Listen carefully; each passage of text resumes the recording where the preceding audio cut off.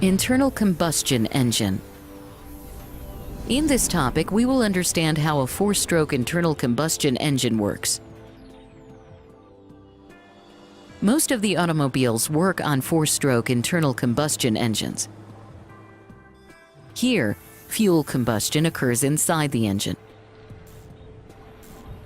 thereby giving its name internal combustion engine. It was designed by Nicholas Otto in 1876, and hence is also called an Otto engine. Construction. A four-stroke engine mainly consists of insulated airtight cylinders with movable pistons, which are joined to the crankshaft through connecting rods. The intake valves let the fuel-air mixture enter the cylinder.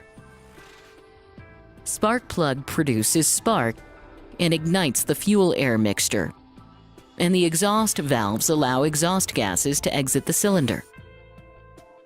Camshafts control the opening and closing of valves at appropriate times. Camshafts are connected by timing chain with the crankshaft to maintain synchronization between their motions.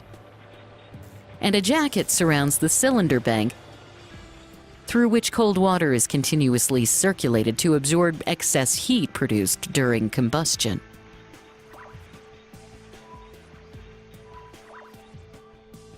Working of an ideal four-stroke engine.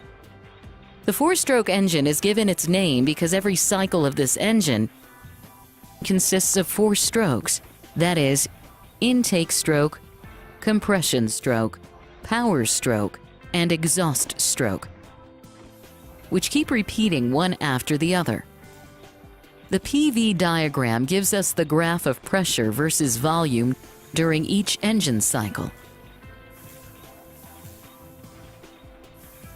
The engine cycle begins when the piston is at its top position, called top dead center or TDC, and both the valves are closed. Intake stroke. During this stroke, the intake valves open and the fuel-air mixture called charge enters the cylinder at near atmospheric pressure. The piston descends from TDC towards the bottom dead center or BDC of the cylinder, and the volume of charge increases. As the intake valves are open, the pressure and temperature of charge inside the chamber remain constant. When the piston reaches BDC, intake valves close. The cylinder is full of fuel-air mixture at atmospheric pressure. Compression stroke. The piston moves upwards in the cylinder with both the valves closed. So the fuel-air mixture is compressed and its volume reduces. The compression causes an increase in pressure and temperature of the gases in the cylinder. Just before the piston reaches the TDC, the spark plug produces spark and the fuel explodes.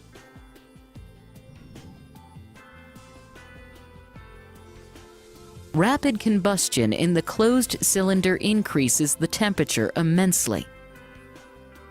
The pressure in the combustion chamber increases to a very high value with almost no change in volume. Power stroke. During this stroke, since both the valves are closed, the increased pressure acts on the face of the piston. So, the piston moves down towards BDC. As a result, volume occupied by the gases increases. As no heat is transferred to the cylinder, the pressure and temperature of the gases decrease. The work done on the piston is transmitted by the connecting rod to the crankshaft, where the linear motion of the piston is converted into rotational motion of the crankshaft. This is the only stroke during which power is produced from the fuel to obtain mechanical energy. Hence, it is called the power stroke. When the piston reaches the BDC, the power stroke ends. Exhaust stroke. During this stroke, the exhaust valves open. Consequently, the pressure suddenly falls to atmospheric pressure with almost no change in volume. The piston now moves towards TDC, forcing the exhaust gases out of the cylinder.